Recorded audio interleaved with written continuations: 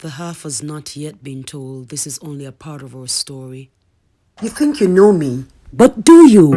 For nothing you can define within a narrow state of mind that doesn't spare the time to put yourselves in others' shoe, thinking the world revolves around you. Think you know me, but do you know that for 17 years I've had to raise a daughter where the only father figure were the college friends, church friends, theater friends, childhood friends, close friends of friends who, because they were friends, thought it was okay to direct my life like a play me for a fool.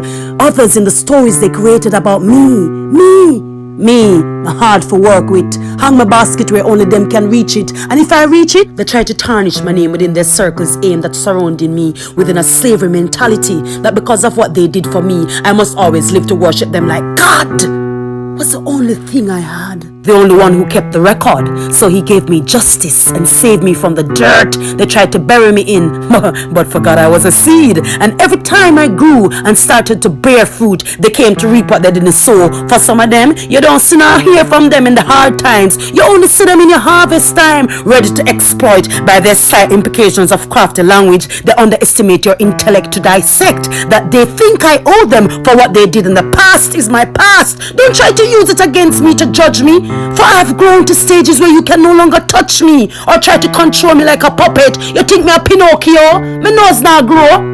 Cause I taught the truth that I'm hated for, but if I remain in silence, you'll really become convinced that you think you know me. But do you? Where were you?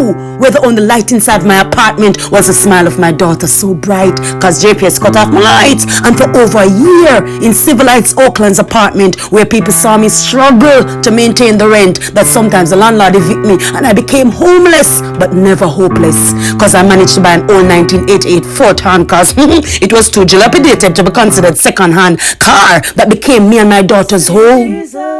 But I'm happy that God had more strength and sense than me to process that my daughter needed me in a world where even though she was just a little tot, they had already started to fry her with my fat, cause they knew from early that she was a small axe ready to chop big tree. So God used her to preserve me, and even though she was small and others tried too to make me feel small, I comforted myself with the thought that small people one day will get big. Follow me on Facebook, Instagram, and YouTube at Zandramah.